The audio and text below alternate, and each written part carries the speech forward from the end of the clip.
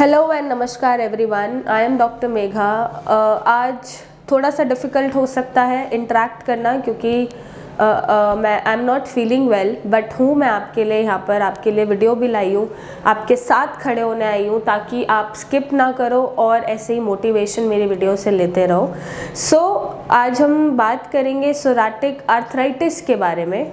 बात करने से पहले हम कुछ पिक्चर्स ऐसी देखेंगे पेशेंट्स की जिन्होंने तकरीबन 2 महीना, 3 महीना या 4 महीना लेके ट्रीटमेंट वो सोरासिस को क्योर कर चुके हैं, सोरासिस से रिकवर कर चुके हैं और अब वो एकदम तंदुरुस्त है, हेल्दी है। तो सोरासिस अक्सर बोला जाता है कि मैनेजेबल है। मैंने पेशेंट्स देखे हैं जो सालों से सिर्फ स्टेरॉइड्स ही खा रहे होते हैं, अपनी किडनी ख़राब कर रहे होते हैं, अपना लिवर ख़राब कर रहे होते हैं, अपने जॉइंट्स ख़राब कर रहे होते हैं। तो सोराटिक आर्थराइटिस स्टेरॉइड्स के चलते भी डेवलप हो जाता है सोरासिस पेशेंट में। ज़रूरी नहीं है कि हर सोरासिस पेशेंट को सोराटिक आर्थराइटिस हो, क्योंकि स्टेरॉइड्स चलते हैं, स्टेरॉइड्स के साइड इफ़ेक्ट्स इतने होते हैं जिसकी वजह से उनको जोड़ों में दर्द शुरू हो जाता है। ये एक साइड इफ़ेक्ट होता है सोराटिक आर्थराइटिस का। और सोरासिस उनका इतना सीवियर हो जाता है कि वो सुपरफिशियल स्किन लेयर की बजाय उसके साथ साथ अंदर आपकी हड्डियों तक जब पहुंच जाता है, हड्डियों को इफ़ेक्ट करने लग जाता है, बोन्स को इफ़ेक्ट करने लग जाता है, तो भी सोराटिक आर्थराइटिस आपको डेवलप हो जाता है। अब वो किस एज में हो रहा है उससे फ़र्क नहीं पड़ता, ये किसी भी एज में डेवलप हो जाता है। यंग बच्चों को भी होता है, 30-40s में भी होता है, 40s के बाद भी होता है।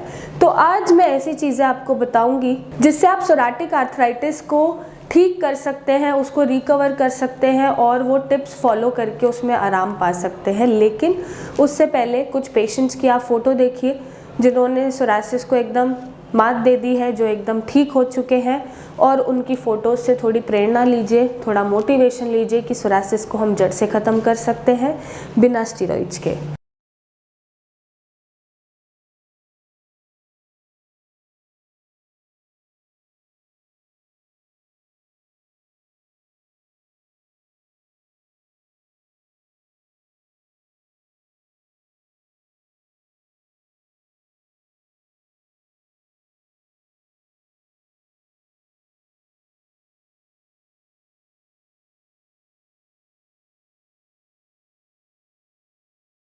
तो सबसे पहले सोराटिक आर्थराइटिस समझते हैं होता क्या है। जब सोरासिस आपका बोन्स में पहुंच जाता है, जब वो आपके जॉइंट्स, जब वो आपकी बोन्स में इन्फ्लामेशन, स्टिफनेस, सूजन दे रहा है, तब वो सोराटिक आर्थराइटिस का रूप ले लेता है। अब इसमें आपको दर्द होगा, हड्डियों में सूजन होगी, जलन भी हो सकती है, उठने बैठने में प्रॉब्लम हो सकती है, चलने में प्रॉब्लम हो सकती है, एक स्टिफनेस, भारीपन लग सकता है, हेवीनेस लग सकता है चलने में या मूवमेंट में, और बहुत सीवियर केसेस में जॉइंट्स के रूप ही बदल जाते हैं, मतलब जॉइंट्स टेढ़े मेढ़े हो जाते हैं, अपना आकार बदल लेते हैं बहुत सीवियर केसेस में, जो 5-10% मिलता है। तो ये सोराटिक आर्थराइटिस होता है जब सोरासिस आपका ऊपर सुपरफिशियल लेयर की जगह इफ़ेक्ट करने के साथ साथ हड्डियों तक पहुंच जाता है और वो आपको बोन डिफॉर्मिटी दे देता है, या बोन में सूजन या दर्द या स्टिफनेस दे देता है। अब ऐसी टिप्स जो आपको इससे बचा सकती हैं, सोराटिक आर्थराइटिस ना हो, सोरासिस पेशेंट को उससे बचा सकती है। साथ ही साथ अगर है तो उसको ठीक कैसे कर सकते हैं आप। सबसे पहली टिप, अगर आपका वेट, ओवर वेट है आप, अगर आपका वज़न ज़्यादा है हाइट के हिसाब से, तो आपको अपना वेट कम करने की ज़रूरत है। अगर आप ओवर वेट लिफ्टिंग करते हैं या हैवी वर्कआउट करते हैं या हैवी वॉकिंग करते हैं या हैवी एक्सरसाइजेस करते हैं, तो भी आपको रिड्यूस करने की ज़रूरत है। आप लिमिटेड योगा करो, आप ऐसे पोस्टर्स मेंटेन करके रखो बॉडी के जो आपको बोन डिफॉर्मिटी ना दे या उस पर्टिकुलर बोन पे वज़न ना पड़े और आपके हड्डियों में दर्द ना हो। एक्सेसिव जिमिंग नहीं करनी आपको, एक्सेसिव जिमिंग से भी एग्रावेशंस आती हैं, दर्द ज़्यादा होता है, बोन्स के साथ साथ मसल्स में भी दर्द होता है, तो वो कंडीशन को बढ़ा देता है, तो आपको वो अवॉइड करना है। आप नॉर्मल योगा, नॉर्मल वॉकिंग कर सकते हो डेली बेसिस पे, मेडिटेशन कर सकते हो, अपने आप सोने का, उठने का, बैठने का, चलने का पोस्चर ठीक कर सकते हो। कुछ लोगों की आदत होती है वो ऐसे ही चलते हैं स्टूप्ड होके, कुछ लोग ऐसे ही चलते हैं आगे फॉरवर्ड होके, तो पूरा दिन वो बैठे हुए हैं अगर, तो वो ऐसे झुके हुए हैं तो ये चीज़ें, और सर्वाइकल रीजन आपका ऑब्वियसली दर्द करेगा, और आपको सोराटिक अर्थराइटिस है तो ज़्यादा दर्द करेगा। तो आपको वो पोस्चर्स मेंटेन करके रखने हैं, सोने के, उठने के, बैठने के, चलने के, तो वो पोस्चर्स मेंटेन करने की ज़रूरत है। फीमेल्स में अगर वो हील्स कैरी करती हैं तो वो हील्स ना कैरी करें। अगर सोराटिक आर्थराइटिस है तो हील से एग्रावेशंस होती हैं, बोन पे वजन पड़ता है, पर्टिकुलरली जो आर्थराइटिस डेवलप हो रहा है, सूजन दर्द डेवलप हो रहा है, वो बढ़ जाता है। तो हील्स आप अवॉइड करें। अब मैं अगर बात करूँ डाइट की, तो डाइट में आपको क्या क्या चीज़ें छोड़नी है जिससे सोराटिक आर्थराइटिस आपका ठीक हो सकता है। सबसे पहले नॉनवेज, जो आप नॉनवेज में चिकन खाते हैं, रेड मीट खाते हैं, मटन खाते हैं, वो चीज़ें आपको नहीं खानी। आप कभी कभार एग वाइट ले सकते हैं, बस एग वाइट, अगर आपको सोराटिक आर्थराइटिस है तो।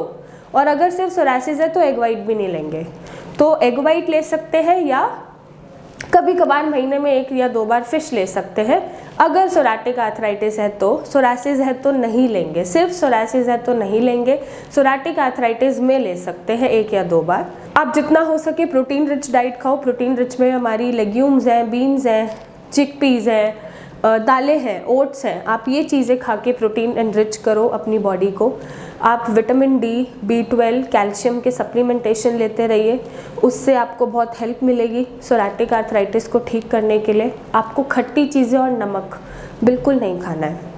जितना आप खट्टा खाएंगे आपकी हड्डियों में सूजन बढ़ेगी, दर्द बढ़ेगा। और नमक, क्योंकि नमक वज़न भी बढ़ाता है, साथ साथ नमक अगर सोरासिस और सोराटिक आर्थराइटिस है तो दोनों में ही कंडीशन एग्रावेट करेगा। तो ये चीज़ आपको छोड़ने की ज़रूरत है। आप डेयरी प्रोडक्ट्स में पनीर और दही नहीं खाएंगे। आप दूध पी सकते हैं और उसमें हल्दी डाल के दूध पी सकते हैं, तो ये चीज़ें आप प्रेफर करो। अगर आप खाने में तड़का लगाने जा रहे हो तो उसमें आप लहसुन यूज़ कर सकते हो, हल्की बहुत अदरक भी यूज़ कर सकते हो, वो आपको सोराटिक आर्थराइटिस में रिलीफ दे देगी। आप जितना हो सके ग्रीन वेजिटेबल्स खाइए, बाहर का जंक फूड नहीं खाना आपको, और अल्कोहल बिल्कुल नहीं पीना। तो ये कुछ टिप्स हैं डाइट में जिससे आप सोराटिक आर्थराइटिस अपना ठीक कर सकते हैं। और अगर सोराटिक आर्थराइटिस के साथ सोरासिस बहुत ज़्यादा है तो आप नारियल तेल के साथ कपूर मिला के लगाइए।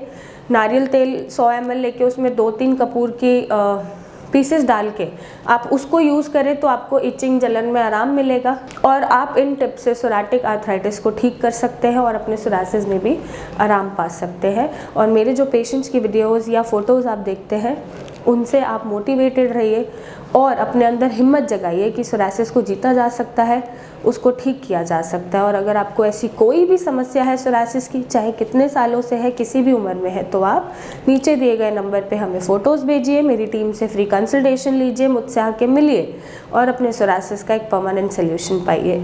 सो thank you and take care.